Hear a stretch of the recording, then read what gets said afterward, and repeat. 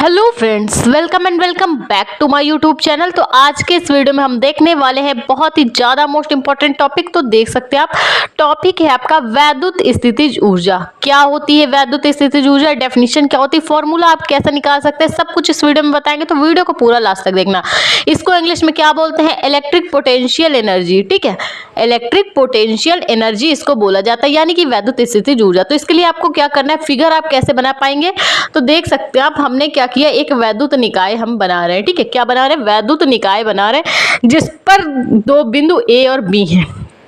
एक वैद्युत निकाय है जिस पर दो बिंदु ए और बी हैं। ए पर प्लस Q1 चार्जेस है और बी पर प्लस Q2 चार्ज है। ठीक है, ए पर प्लस Q1 चार्ज और बी पर क्या है, प्लस Q2 चार्ज से आवेशित है। ए से बी तक की दूरी आपकी r है। जैसा कि आप जानते हैं कि क्या होता है कि प्लस प्लस जो चार्ज होते हैं एक दूसरे को क्या करते हैं, एक जैसे चार्ज एक दूसरे को प्रतिकर्षित करते हैं। और अगर भिन्न प्रकार के चार्ज है, जैसे प्लस हो गया एक माइनस हो गया, तो इनके बीच में क्या होता है, आकर्षण होता है। ठीक है, इनके मध्य में आकर्षण, और एक जैसे चार्ज है, जैसे माइनस माइनस चार्ज हो गए तो उनमें भी प्रतिकर्षण, और प्लस प्लस चार्ज तो उनमें भी प्रतिकर्षण होता है। ठीक है, तो ये बात हुई चार्जेस के आकर्षण और प्रतिकर्षण की। ए से बी तक की जो आपकी दूरी है वो r है। कितनी है, r दूरी है।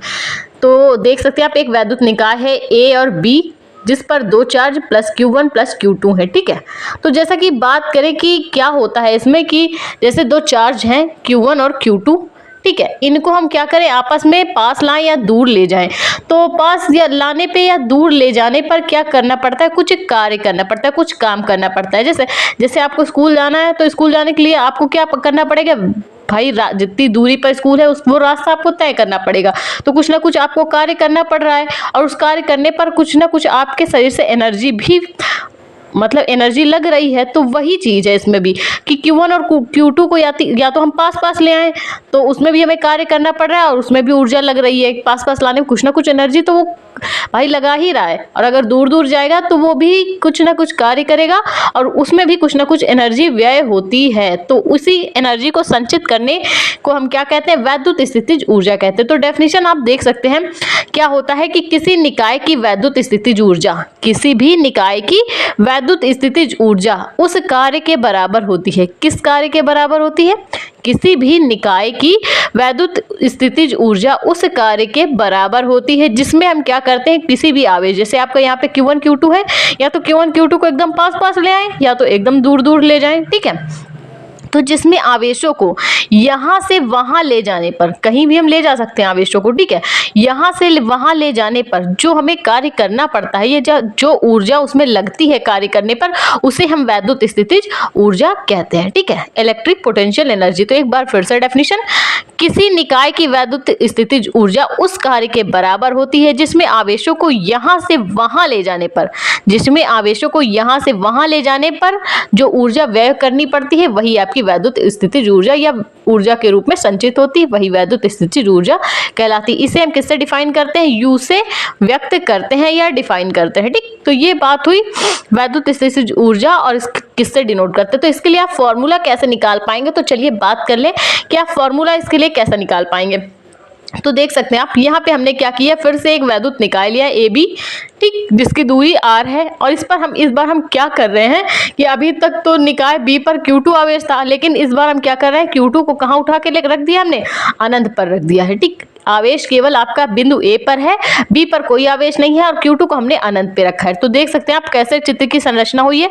माना ए बी एक निकाय है। क्या है, ए बी एक निकाय जिस पर दो आवेश Q1 व Q2 है। आवेश वैसे ही है Q1 व Q2, लेकिन क्या है कि ए पर तो Q1 आवेश है और बी वाला आवेश कहाँ पे रखा है, Q2 पर रखा है। तो ए से बी तक की दूरी आपकी r है। ठीक, तब वैद्युत स्थितिज ऊर्जा क्या होगी। ठीक, तो निकालना हमें क्या है, वैद्युत स्थितिज ऊर्जा निकालनी है।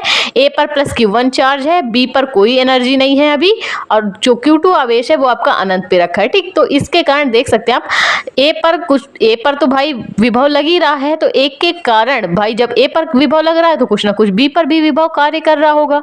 ठीक है, तो विभव का फॉर्मूला क्या होता है, V = 1/4πε0 के Q अपॉन R। ये फॉर्मूला हम प्रूफ कर चुके हैं। अगर आपको वीडियो देखना है तो प्लेलिस्ट में वीडियो पड़ा हुआ है, वहां से आप चेक कर सकते हैं। ठीक है, तो हमें क्या करना है, पहले हम प्लस Q1 वाले के लिए विभव फाइंड कर लेते हैं। ठीक है, तो प्लस Q1 आवेश के कारण बिंदु B पर विभव, ठीक, कितना विभव लग रहा है A के कारण, तो कैसे डिफाइन करेंगे, V is equal to 1/4πε0 Q1 upon R, क्योंकि किसके लिए निकालना है, Q1 के लिए निकालना है, तो आवेश कौन सा लेंगे, Q1 लेंगे। ठीक है, तो देख सकते हैं आप। अब क्या करेंगे हम, पहले तो Q1 के लिए आ गया, इसको हम, ये समीकरण आपका 1 हो गया है। ठीक है, तो अब हम क्या करेंगे, Q2 को हम कहाँ पे लेके आएंगे, Q2 को लेके आएंगे बिंदु B पर। ठीक है, जो आवेश आपका Q2 अनंत पे रखा है उसको हम अगर बिंदु B तक लेकर आए तो उसको लाने में क्या किया गया जो कार्य है वो आखिरकार क्या होगा। ठीक, तो देख सकते हैं आप, W is equal to QV होगा। ठीक, आवेश गुणे विभव, क्या फॉर्मूला होता है कार्य का, कार्य बराबर आवेश गुणे विभव। ठीक, तो वही आवेश हमने क्या किया यहाँ पे, जब हम Q2 आवेश हमारे लिए कार्य कर रहा है तो Q2 रखेंगे, W is equal to Q2 into V, आवेश गुणे विभव। ठीक, तो यहाँ पे हम क्या करेंगे, अब V की जगह V की वैल्यू पुट कर देंगे समीकरण 1 से, Q2 तो Q2 रहेगा, तो क्या हो जाएगा 1/4πε0 K Q1 अपॉन R। ठीक है, तो यहाँ से फॉर्मूला क्या बन जाएगा, 1/4πε0 K Q1 Q2 upon R। ठीक है, ये किसका मान निकल के आया, जब हम कितना कार्य कर रहे हैं Q2 को बिंदु B तक लाने के लिए, Q2 को बिंदु B तक लाने के लिए हमें क्या कार्य करना पड़ रहा है। अब जब कुछ कार्य कर रहे हैं तो कुछ ना कुछ एनर्जी व्यय हो रही है, तो एनर्जी किसके बराबर होती है, किए गए कार्य के बराबर होती है। ठीक है, Q2 को बिंदु B पर लाने पर कुछ ना कुछ कार्य किया जा रहा है, तो उस पर एनर्जी भी आपकी व्यय हो रही है, तो वो एनर्जी क्या होगी, तो एनर्जी होगी कार्य के बराबर, W is equal to U। ठीक है, स्थितिज ऊर्जा के बराबर होगी, तो हम कार्य W की जगह U रख सकते हैं स्थितिज ऊर्जा, तो स्थितिज ऊर्जा U इज इक्वल टू क्या हो जाएगा, 1/4πε0 K Q1 Q2 upon R। तो ये फॉर्मूला निकल के आ चुका है वैद्युत स्थितिज ऊर्जा के लिए, तो निकल के आ चुका है फॉर्मूला। तो अगर आपको वीडियो जरा सा भी अच्छा लगा, समझ में आया वैद्युत स्थितिज ऊर्जा निकालना, तो प्लीज वीडियो को लाइक और हमारे चैनल को सब्सक्राइब करें, जिससे हम इसी तरह के इंपॉर्टेंट वीडियोस आपके लिए लाते रहे। Thank you for watching this video.